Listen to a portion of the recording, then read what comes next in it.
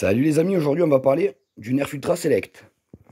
Alors oui, encore une Ultra, vu qu'on est dans la gamme, on va continuer avec tous mes Ultras que j'ai mod et upgrade. Alors du coup celui-ci, encore de base, est un modèle allemand première édition, donc c'est pour ça que j'ai des teintes grises. Mais vous allez voir qu'au vélocimètre, j'ai les mêmes perfs que ceux qu'on peut trouver en France avec les détentes orange. Du coup ce blaster, dans un premier temps, on va le tester avec ses fléchettes de base, donc des Ultra classiques Ultra Q-Strike de marque Nerf. Et après on ira chez Ekin, le fabricant des autres fléchettes. On prendra ces Ultra et ces Ultra Q-Strike. Du coup on va passer tout ça vite fait au test de vélocité. Le blaster de base, donc de base c'est avec les piles. Puis après je démonterai le blaster. Je vous montrerai quelle partie il faut garder et pas garder pour le upgrade. Car je dis bien upgrade parce que ce blaster là, Ultra, c'est comme ceux qui sont sortis après le Focus. Il y a un circuit imprimé derrière le cache à pile qui sert entre guillemets de MOSFET qui donne la patate au blaster. C'est-à-dire le premier que j'avais fait il y a 2-3 ans maintenant sur ma chaîne, avec le Spectrum Mode, pour ceux qui se rappellent. J'avais recablé tout le blaster entièrement et maximal j'arrivais qu'à 85 fps au lieu de 80-81 de base. Du coup, c'est parti pour le test de base, puis pour l'upgrade.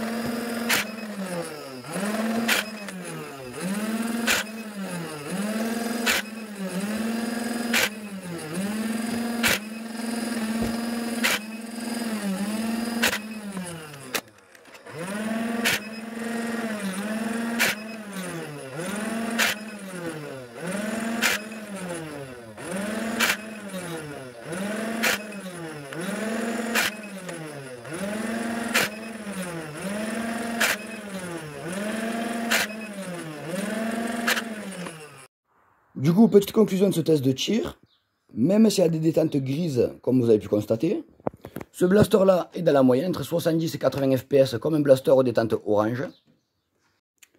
Du coup, nous arrivons à la partie upgrade, donc du coup, il va nous falloir du câble 1,2, un silicone,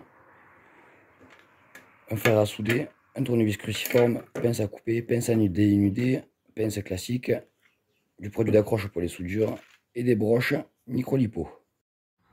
Du coup, le blaster ouvert, on va devoir dévisser quelques vis noires pour pouvoir soulever ceci et accéder au plus et au moins qui est connecté dessous. Du coup, les amis, désolé, le temps de la mise au point. Alors voilà, le blaster entre guillemets, je continue à l'ouvrir. Vous voyez les deux, le fil rouge et le fil noir. Il va falloir le remplacer par un fil siliconé qui va dépasser un peu plus loin pour pouvoir le connecter à la lipo. Du coup les amis, nous voici avec le blaster rassemblé. Au final j'ai fait un trou à la perceuse avec un fourré de 5 pour passer les câbles et mettre plus facilement la connectique en place. J'ai coupé les câbles un peu courts, j'aurais dû les faire plus longs. Bon ça après c'est pas trop grave. J'ai coupé un peu la paroi du compartiment ici pour pouvoir caler la micro-lipo branchée. Et pour éviter que ça balade trop, j'ai découpé un peu de papier bulle que je vais juste faire une petite bande qu'on posera à plat. Et pour fermer avec le cache à pile. Le cache à pile, j'ai enlevé une vis ici, j'en ai gardé qu'une ici, en attendant de recevoir les vis à main un peu plus longues. Du coup, on va tester le blaster au vélocimètre.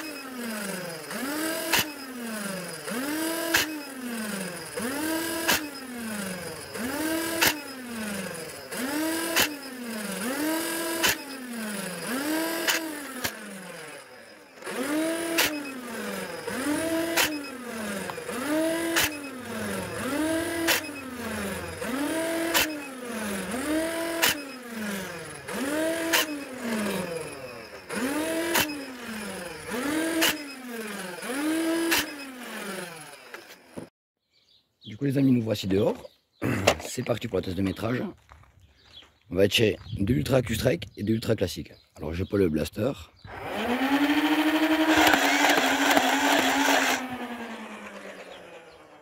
Et c'est parti pour le métrage.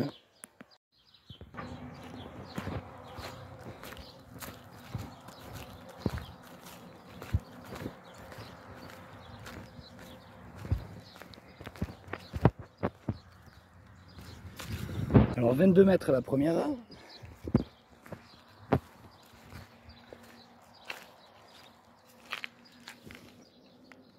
« 29, 32 mètres.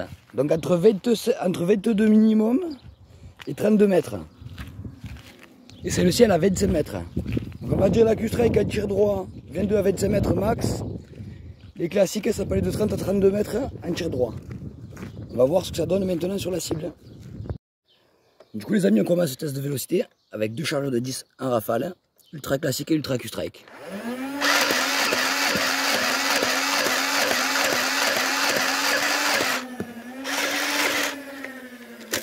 Ultra Classique pas ouf.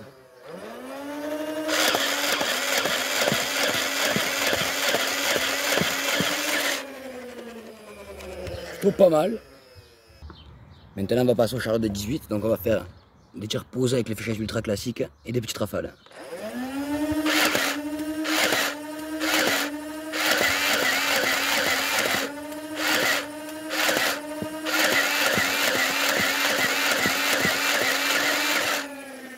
L'Ultra Classique c'est pas ouf hein. Maintenant l'Ultra Q-Strike.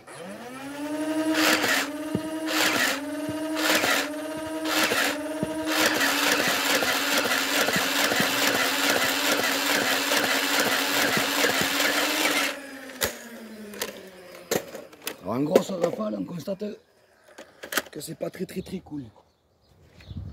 Du coup, on va continuer avec des Ultra Classiques.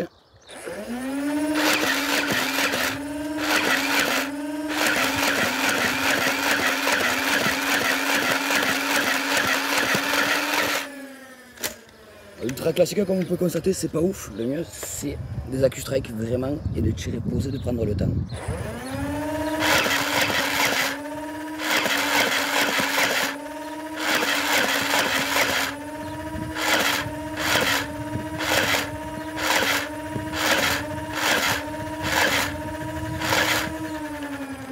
Alors c'est pas embêtant, il y a beaucoup de vent. J'ai ramassé de quoi refaire deux chargeurs de 18. Et du coup là, deux chargeurs de 18 avec un peu de vrac, donc Ultra Classique et Q-Strike mélangé.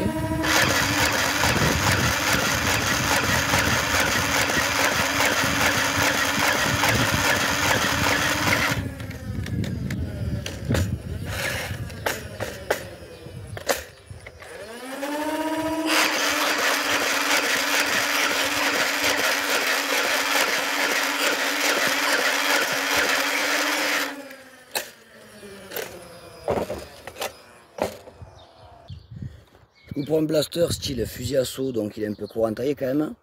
Bon, c'est du ultra, donc la précision n'est pas ouf, mais c'est plutôt correct. Donc maintenant du coup on va compenser en faisant un tir légèrement cloche.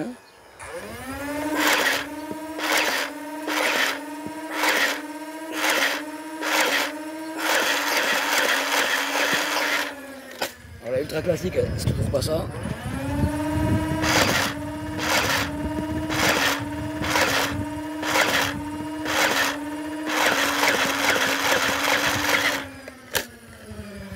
Malheureusement, pas assez péchu, le vent me prend les fléchettes. Ce qu'on peut conclure de ce petit upgrade, c'est que ça augmente les perfs du blaster. C'est pas encore assez fou niveau cadence de tir, mais on peut rien faire parce que si on le modifie, il faut commander des moteurs exprès pour et ils sont plus coûteux que le blaster.